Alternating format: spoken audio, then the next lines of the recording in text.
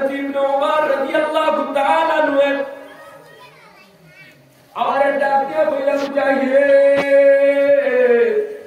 তোমার কাছে সকাল সকাল উপস্থিত হয় বিকাল পর্যন্ত ভিতরে অস্তিত্ববান মনে হইও না বিকাল যখন উপস্থিত হয় সকাল পর্যন্ত ভিতরে অস্তিত্ববান মনে হইও না আর তুমি যে এখন সুস্থ আছো তুমি অসুস্থ হইবার আগে ওই যে সুস্থ থাকার সময়টুকু মৃত্যুর পূর্বের সময়টুকু কাজে লাগাও কারণ আল্লাহর বান্দা আগামীকালকে তোমার কোন নেবে দেখা হইব কেউ জানে না। ও যুবক ভাই তুমি আব্দুল্লাহ বালাবাড়ি বিকালে বালা তুমি দুনিয়ার থেকে বিদায় হয়ে গেলা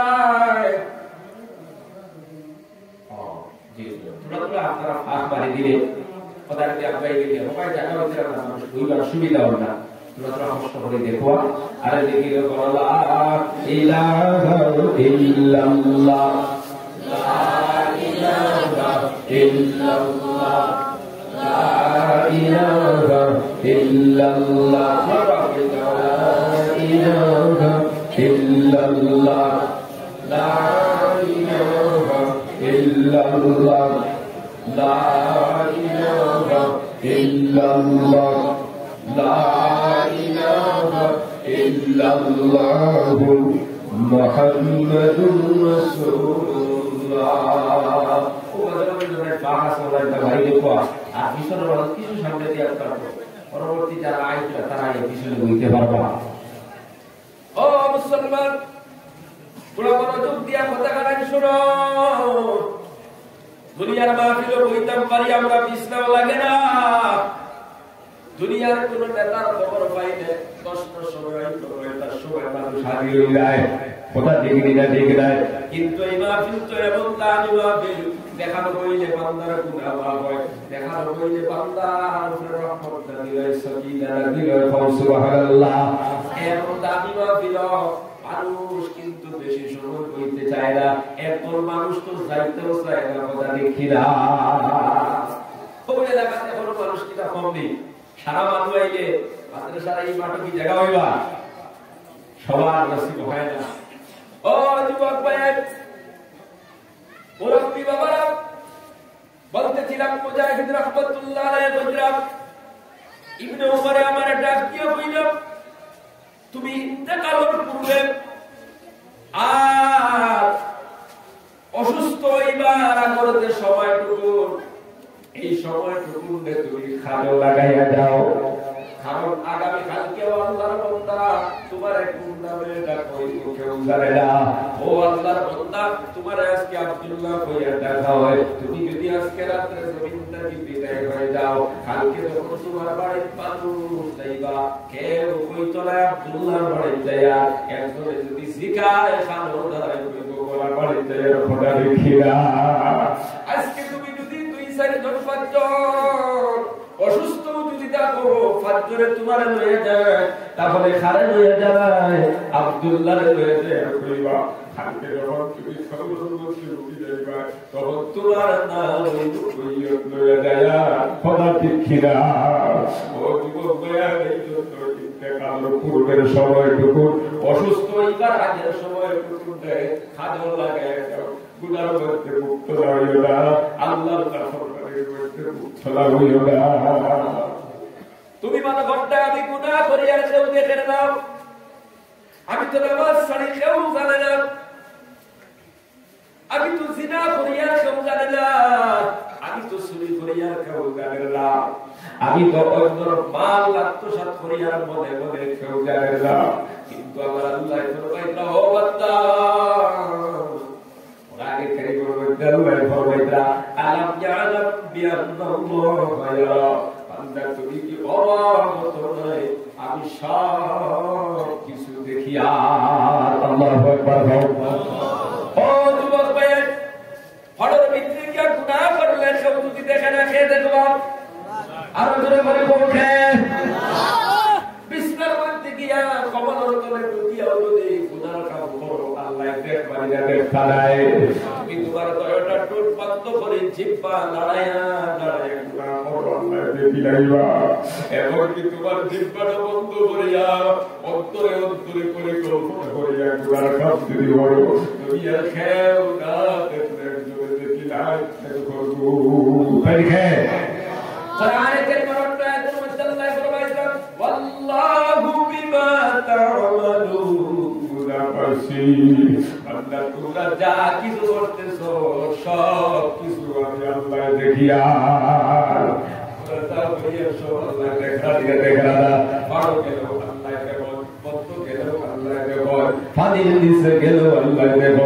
লেপর চলে গেল আল্লাহ দেখো এক কথায় দুনিয়ার যাই দেখার মধ্যে যা কিছু করতেছো সব কিছু আল্লাহ দেখা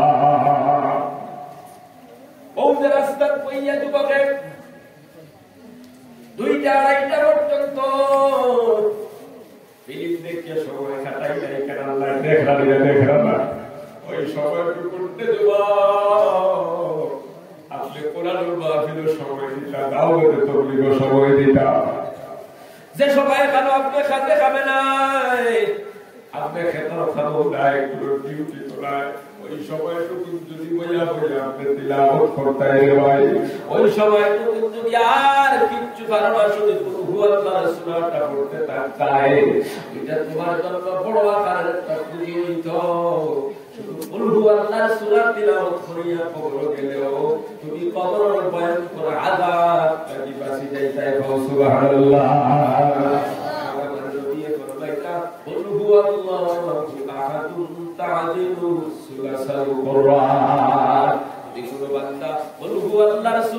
একবার পড়ে কোরআনে কারীমের 3 বার করে একবার খতম করার সওয়াব আল্লাহ রিয়াদের জুড়ে সুবহানাল্লাহ ও যুবক দোকান বইছো বাতাস কালে হয়ে আল্লাহ করতেছো 100 বার পড়া হয়ে গেছে এবার আমাকে তুমি আল্লাহর কাছে দোয়া করো ও বাবা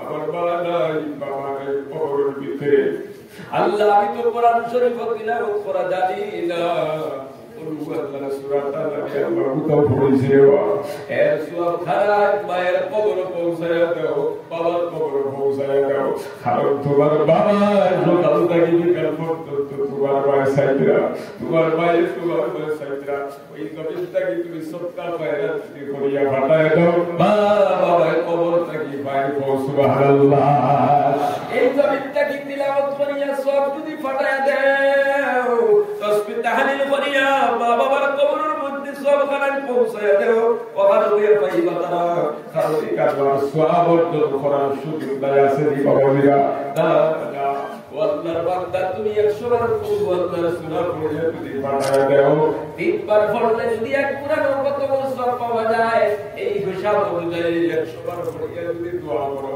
33 বার কোরআন কত বড় সওয়াব তোমার মায়ের কবর পৌঁছিয়া যায় সুবহানাল্লাহ কিন্তু না তুমি তিলাওয়াত আসো না তুমি জিকির আজকার আসো তাসবিহ তাহলিল আসো না সময় মতো নামাজ পড়ায় খালি তুমি দুনিয়া করতে করতে হঠাৎ করে একদিন কবরের বাসিন্দা হয়ে গেলা যুবক ভাই যখন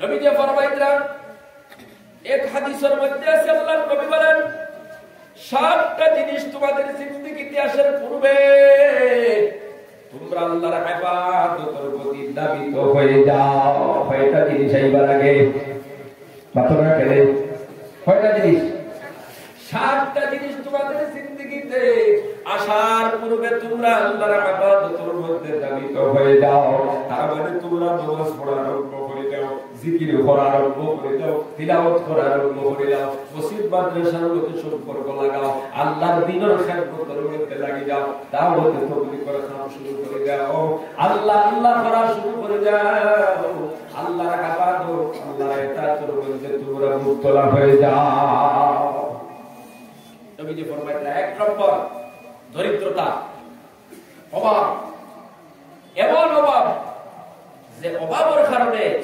মসজিদে যাইবার সময় পর্যন্ত পাওয়া যায় না যে অভাবের কারণে ওয়াজুল মাহফিলে যাওয়ার সময় পর্যন্ত পাওয়া যায় না যে অভাবের কারণে তিলাওয়াত হইতে সময় যায় না যে অভাবের কারণে এমন পেরেশানি যে পেরেশানির কারণে আল্লাহ তাকে বান্দা সরে যায়, এবং দরিদ্রতা আসার পূর্বে নবীজি ফরমাইতরা ইবাদত তোমরা দাবিত হয়ে যাও।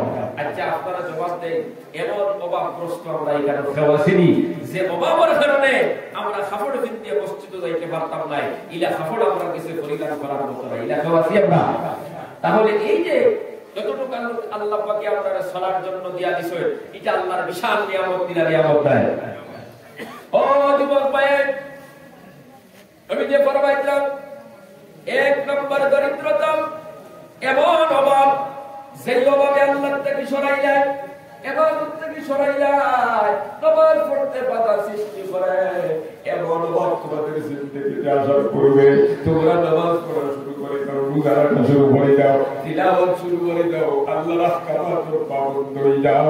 এক কথায় তোমরা আল্লাহর ইবাদতের প্রতি তোমরা দাবিত হয়ে যাও।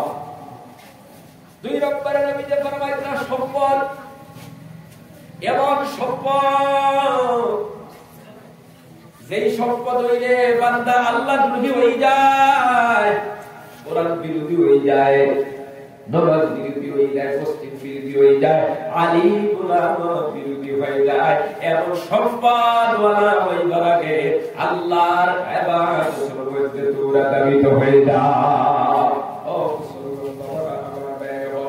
সম্পদওয়ালা এই জমিনের মধ্যে আছে, সম্পদের কারণে মসজিদে যাইতে চায় না, সম্পদের কারণে আলিম উলামার ইজ্জত করে না, বড় করে এরা সাধারণ মানুষ, কথা দেখি না, এরা সাধারণ মানুষ মনে করে।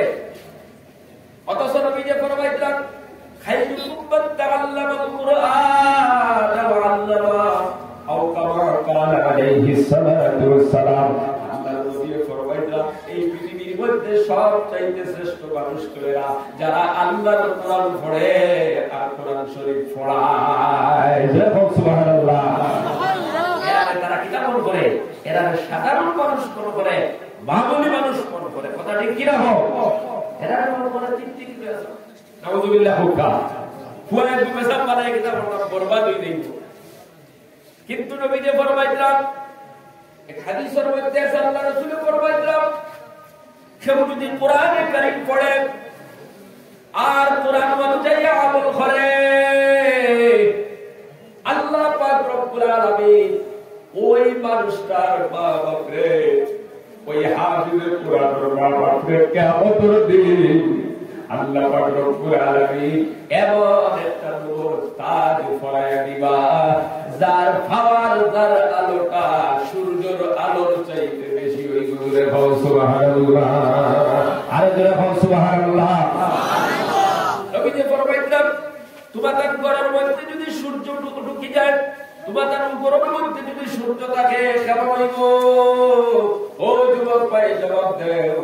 একটা ঘরের ভিতরে যদি দরজা বন্ধ থাকে, জানালা বন্ধ থাকে, কোন সূর্য থাকে না, সেই সূর্য গোটা দুনিয়া আলোকিত করিয়া ফেলায়। এবং সূর্য যদি ঘরের ভিতরে থাকে কেমন আলোকিত হইব, কেমন পাওয়ার, কেমন ফর্সা হইব, কেমন হইব কথায়। এমন সূর্য, যে সূর্য সারা দুনিয়া আলোকিত করিলা, এই সূর্য যদি ঘরের ভিতরে থাকে কেমন ফর্সা হইব। নবী যে ফরমাইলেন তুমি তার বুঝিয়া নাও, ওই সূর্যের আলোর চাইতে কোরআনে হাফিজের মাতা, পিতার মাতার মধ্যে যে তাজ পরায়া দেওয়া হইব, মুকুট পরায়া দেওয়া হইব, এই সূর্যের চাইতে এই মুকুটের পাওয়ার বেশি দাম করবে। বলে সুবহানাল্লাহ। আল্লাহ নবী দরবার করিয়া নাও, যদি তার মা বাবার মাথার মধ্যে যে মুকুট পরায়া দেওয়া হবে এর যদি এত দাম, এত পাওয়ারওয়ালা হয়, তাহলে এই কোরআন পড়লে কেমন সম্মান তার বলবে। বলে সুবহানাল্লাহ। কিন্তু দুনিয়ার অহংকারী, সম্পদের অহংকারী, টাকা পয়সা দৌলতের অহংকারী এই হাফিজে কোরআনকে তুচ্ছ মনে করে। ও যুবক ভাইয়ের মুরব্বী বাবারা, যারা কোরআন শরীফ পড়ে কোরআনে হাফিজ বলতেছে এরা তুচ্ছ মনে করিও না। আরেকটা হাদিস শোনাই, আল্লাহর নবী ফরমাইলেন যে কোরআনে কারীম পড়িল, কোরআনে কারীমে হিফজ করলো, কোরআনে যেটা হালাল কইছে তারা হালাল বানিয়ে দিল, কোরআনে যেটা হারাম কইছে হারাম বানিয়ে দিল। আল্লাহ পাক রব্বুল আলামিন ওই বান্দারে জান্নাতুল বাসিন্দা বানায়া দিবা বলে সুবহানাল্লাহ। আর তার পরিবার তাকিয়া 10 জন আপনার জাহান্নামের উপযুক্ত মানুষ যারা অনিবার্য জাহান্নাম থেকে বাঁচার কোনো লাইন নাই, এবং 10 জন মানুষের সুপারিশ আল্লাহ পাক ওই বান্দার মাধ্যমে কবুল করিয়া জান্নাতে লইয়া যাইবা বলে সুবহানাল্লাহ। তাহলে এরা দাবি দিটা দাবি নাই, এত দাবি, এরপরে এরারে মানুষে দেখা চুকে যায়, ছোট চুকে যায়, বড় বড় ভাবলি কথা দেখি না, এরারে ভাবলি মনে করবা না।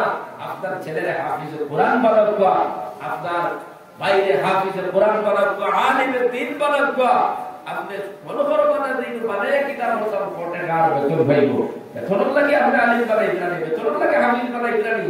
আপনার কত উচ্চ দরজাটা হবে কিয়ামতের দিন, আপনার মাথায় একটু মুকুট আল্লাহ ভরায়া দিবা, এই সূর্যের চাইতে আরো বেশি পাওয়ার থাকবো একজন হাফিজে কোরআনের, একজন আলিমে দ্বীনের মাতা পিতার মাথার মধ্যে যে মুকুট ভরাইয়া দেওয়া হইব, সূর্যের আলোর চাইতে আরো বেশি কিয়ামতের দিন আলো দিব এই মুকুটে জুড়ে করে বল সুবহানাল্লাহ। তাহলে নবীজি কইছেন খায়রুকুম মান তাআল্লামাল কুরআন ওয়া আল্লামা, যারা কোরআন পড়েন আর যারা পড়ায় এরাই তো সবচাইতে এই জমিনে দামি, জোরে বল সুবহানাল্লাহ। ও মুসলমান, বলতেছিলাম অহংকারী যারা ওসিফ মানে না, মাদ্রাসা দ্রোহী হয়ে যায়, ইসলাম দ্রোহী হয়ে যায়, কোরআন দ্রোহী হয়ে যায়, আলিম উলামার বিদ্বেষী হয়ে যায়, এমন সম্পদওয়ালা কিছু মানুষ জমিনে হয়নি না, হয় না।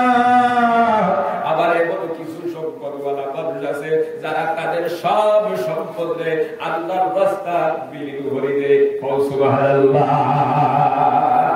হযরত উসমান গনি রাদিয়াল্লাহু তাআলা আনহু অনুসরণ করেন ওয়ালা দুনি জমিনও আছে না নাই, যারা বলে কোন আছে না নাই। মুসলমান বাবারা, নবীজি ফরমাইলেন 2 নম্বরে এমন সম্পদ তোমাদেরকে চাইবার আগে তোমরা আল্লাহর ইবাদতের মধ্যে জাবিত হয়ে যাও। কেমন সম্পদ? বলে এই সম্পদে আল্লাহর দুশমন বানাইলাই, ইসলামের দুশমন বানাইলাই, কোরআনের দুশমন বানাইলাই, ইবাদত থেকে দূরে সরাইলাই, আলিম উলামারে গলা পাইতে দেয় না, নবীর ওয়ারিস করতে গলা পাইতে দেয় না, মাদ্রাসার দিকে চুকে সবারই লয়, মসজিদের দিকে পালানো দূরে চাইতে দেয় না, এমন কি ওয়াজের মাঠও হার দাঁড় বইসা বিকারের টেলাওয়ালা রিক্সাওয়ালা কবজুরি মানুষ বল বইবা আমি অত ধনী বেটা টাকাওয়ালা বেটা কেমনে বাসি লুকিয়ে বইব আলহামদুলিল্লাহ। ও টাকাওয়ালা, কয় টাকার মালিক হইছো তুমি? কয় কোটি টাকার মালিক? আবার আল্লাহ যদি তোমারও মাথা খালির যদি একটা রকর মধ্যে পেটটা ধরাইয়া দিলেন, 50 বিঘাও যদি জমিন থাকে সারা বিক্রি করিয়া খালির পেটটার সমাধান করতে পারবা না, কথা দেখি না। অহংকারী করিও না, পড়তে দেখাইও না, বেটাগিরি দেখাইও না। এই জমিনে অনেক সম্পদ ছিল, তাদের সম্পদে তাদের অস্তিত্ব জমিন টিকায় রাখতে পারে নাই, কথা দেখি না। যাই হোক মুসলমান, বলতেছিলাম নবীর হাদিস, আল্লাহর নবী ফরমাইলেন এমন সম্পদ তোমাদের জীবনে আসার পূর্বে তোমরা ইবাদতের প্রতি দাবিত হয়ে যাও। 3 নম্বরে নবীজি ফরমাইলেন অসুস্থতা। যেই অসুস্থতা আওয়ার পরে একবারে দুর্বল হয়ে যাইবা, বিছনার মধ্যে পড়ে যাইবা, এমন বেমারি আমার সমাজের ভিতরে আছে না নাই, প্যারালাইসিস বিছনায় পড়ে গেছে, উঠিয়া পরিবার মতো ক্ষমতা নাই, আছে না নাই। ইলা যদি ব্যবহার কোনো ভাই হয়ে যাও, আপনারা কেন কথা নিয়ে বাবা, ইলা যদি আমরা কেউ বেমারি বিছনায় পড়ে যাই, প্যারালাইসিস হয়ে গেছে, অথবা অন্য কোনো রোগে বিছনায় যদি পড়ে যায়, তাহলে আমরা অসহায় হয়ে যাইতাম না ফোকাসে। তখন আপনি নামাজ পড়তে পারবেন, উঠিয়ে বলা হতে জিকির করতে পারবেন, আজকুতে নামাজ হইয়া বসে প্যারালাইসিস হয়ে বিছনায় পড়ে গেলে পারবেন না নামাজ হইতা। ও এলাকার ভিতরে কুদাইলেও তো ফাইলাই ভাই, হয়তো কয়েকজন আল্লাহর বান্দা বিছনার মধ্যে বাড়ির বইয়া বইয়া শুকুর ফাজি পালার আল্লাহ যদি সুস্থ থাকতাম, আজকে তো ওই হাফিজিয়া মাদ্রাসার মাঠে কোরআনের উপর চলতেছে গেলাম বলে এইভাবে আফসোস করবার কাজী ভাই কিন্তু খান্দা কোনো খালে লাগবে না। তুমি যে ফরমাইলা এমন অসুস্থতা তোমাদের জীবনে আসার পূর্বে আল্লাহর ইবাদতের মধ্যে লাগি যাও, তার পৌঁছাইলে কোনো অসুবিধা গরিবের বাইরে পৌঁছায়। এখন সুস্থ আছো 40 দিন লাগে, 4 মাস 5 মাস লাগে, তবলিগও গেলে কি অসুবিধা হইবনি। এখন তুমি সুস্থ আছো, ফজর পর্যন্ত কোরআন মাহফিল সময় দিলাইলে কোনো অসুবিধা হবে না। এবং যদি তুমি সারা রাত তিলাওয়াত করো কোনো অসুবিধা নাই।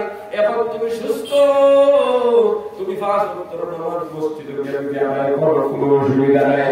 কিন্তু অসুস্থ হয়ে যখন বিছানার মধ্যে পড়ে যাইবা, তখন তুমি আর মসজিদে যাইতে পারতাই না, ওয়াজের মধ্যেও যাইতে পারতাই না, তুমি আর খামটা তো যাইতে পারতাই না, তাফসীরও যাইতে পারতাই না। তাহলে সুস্থ থাকা অবস্থায় বেশি বেশি গুলা যাকাত দেওয়ার দরকার আছে না? ও মুসলমান, কত মানুষ অসুস্থ মেডিকেল গেলে দেখা যায় তোমার কত শত শত দিব, ওই গলা দিয়ে খালি যায় না, 5 টাকা খালি দেওয়া হইতেছে আছে না? আমি গেলে পাঁচবারে গেলে বড় চিন্তা করি, কত হাজার হাজার মানুষ, কত শত শত মানুষ পেশাব পর্যন্ত হয় না, ফাঁক ঢুকাইয়া পেশাব করা দিওয়া আছে না নাই? আজকে তোমরা যদি পেশাব বন্ধ হয়ে যায়, এইভাবে যদি ফাঁক ঢুকানি হয়, কেমন বড় সম্মুখীন হইবা? আজকে তোমার ল্যাট্রিন যদি হয় না, ফাঁক ঢুকাইয়া যদি ল্যাট্রিন করা দিও, কেমন অসুবিধার পড়বা? এই গলা দিয়ে যদি রিজেক্ট যায় না, ফাঁক ঢুকাইয়া যদি তোমার খাওয়া দিও, কেমন বড় সম্মুখীন হইবা? এমন বিপদগ্রস্ত হইবার আগে, এমন বেমারি হইবার আগে আল্লাহর ইবাদত, আল্লাহর ইবাদতের মধ্যে তোমরা জাফিয়া করো, আল্লাহর নবীর ফরমাইলা। ও যুবক ভাই, মুরব্বি বাবারা, 4 নম্বরে কইরা পার্থক্যতা যখন তোমার জিন্দেগির মধ্যে আইব, পুরা কি তোমার হাতে কাম করতো না, পাওয়ারও কাম করতো না, চোখেও কাম করতো না, এমন পর্যায়ে মানুষ পৌঁছে না।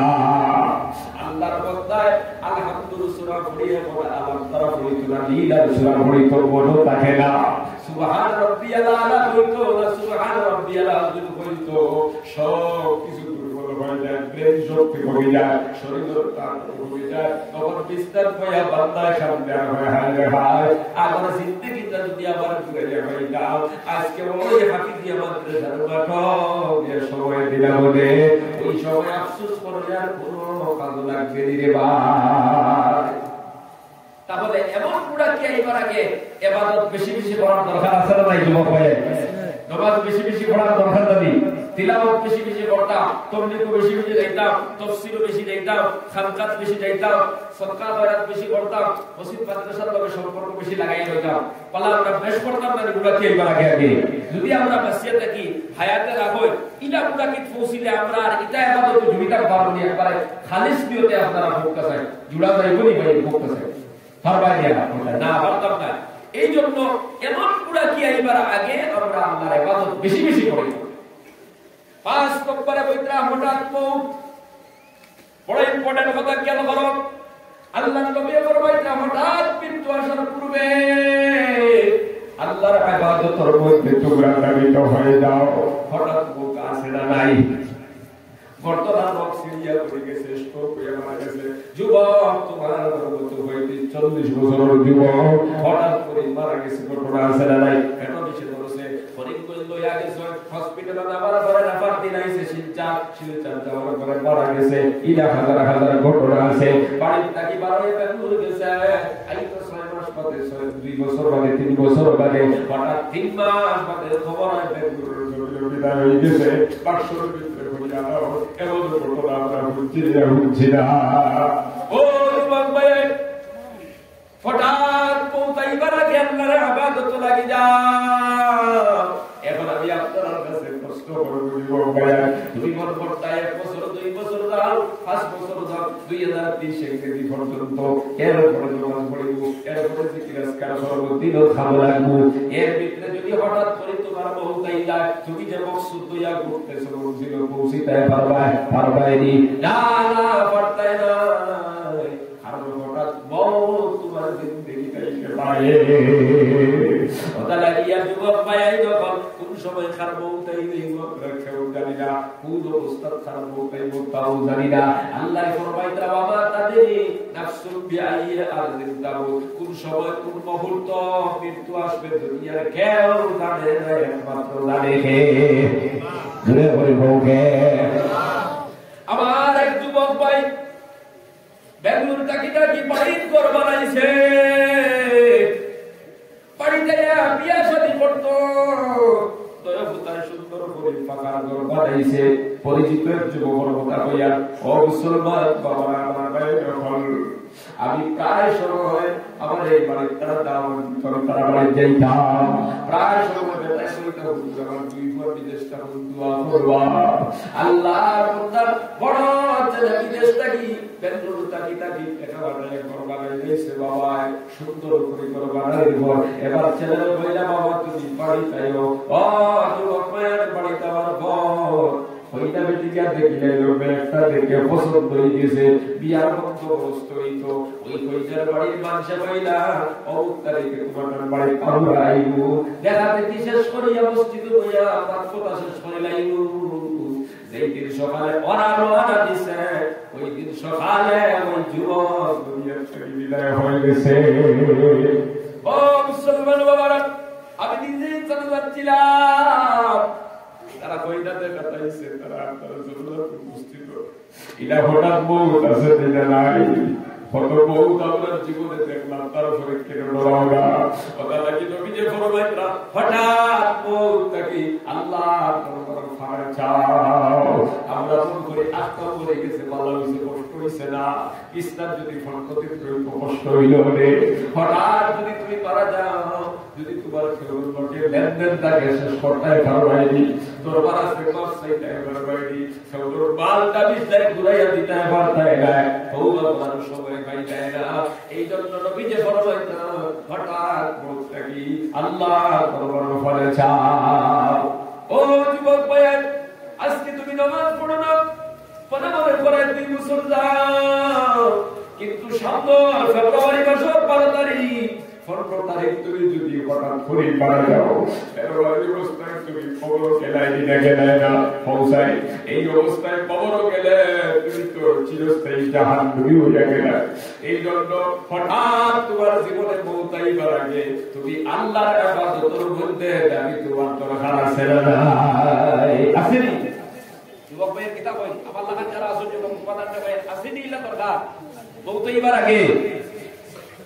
ও যুবক ভাই, তাহলে এই কোরআনের মাহফিল থেকে ওয়াদা করো আল্লাহ কোন সময় পৌঁছাইব জানা নাই, এই জন্য কোরআনের মাহফিল থেকে ওয়াদা করে দিলাম আমি আর জীবনে কোনোদিন নামাজ ছাড়তাম না।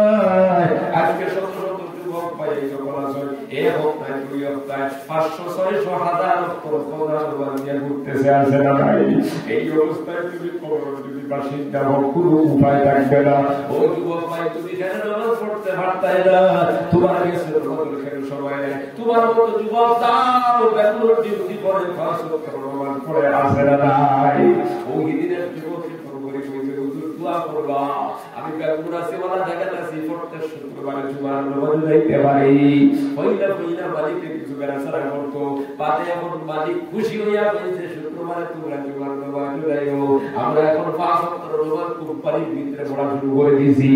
বেঙ্গলোর কেউ নামাজ পড়তে পারে, সৌদি আরব নামাজ কেউ পড়তে পারে, দুবাই থেকে নামাজ পড়তে পারে, এমন যুবক ভাই আছে না নাই? তুমি বাড়িতে গিয়ে এখানে পারো না? তোমার আমার মতো ব্যস্ত, তোমার আমার মতো যুবক সারাদিন ব্যস্তরি কাম করে, পাখার ব্যস্তরি করে, কাঠ ব্যস্তরি করে, কিন্তু নামাজ পড়ে আসে না নাই পৌঁছায়। তোমার আমার মতো যুবক সারাদিন গাড়ি চালায়, কিন্তু নামাজ পড়তে পারে, খোদা হয়ে গেলে বিয়ালে বাড়িতে ওয়াদায় করি হয়, এমন যুবক আছে না নাই? তোমার আমার মতো যুবক সারাদিন দোকানদারি করে, টাইমে মসজিদে গিয়ে নামাজ পড়ে, তুমি খালে ভালো না ভাই, তুমি নিজে ভিতরে জাহান্নামের মধ্যে ঢুকায় বেড়ায়। এই জন্য সবাই আছে সুন্দর কি করতে বলতাও 5 ওয়াক্ত নামাজ জীবনের মধ্যে বিলীন করে গেল। হযরত জুনায়েদ বগদাদী রাহমাতুল্লাহ আলাইহি দোকানদারি করতা, দোকানদারি করে করে দেই 600 নামাজ পড়িতা। সুবহানাল্লাহ। আজকে আবার অনেক যুবক আছে দোকান দিলাইলে বস্তু যাইবার সময় পায় না, কথা দেখি না। শুক্রবার যাইতে চায় না, সবার অভাব হয়ে গেছে, দোকানে বিক্রি বাড়ি গেছে, ভক্তার আলহামদুলিল্লাহ। ও যুবক ভাইয়ের, জাহান্নামী হইয়া কবরে যাইও না, বিপদী হইয়া কবরে যাইও না। আমরা নগর দ্বারা কবর মিশুর গিয়া তারা খেয়েও কুড়িয়াই চলায়, খেয়েও কুড়িয়া তারা কুড়িয়াই চলায়, আমরা কেন আর কুড়িয়াই খাবলায়।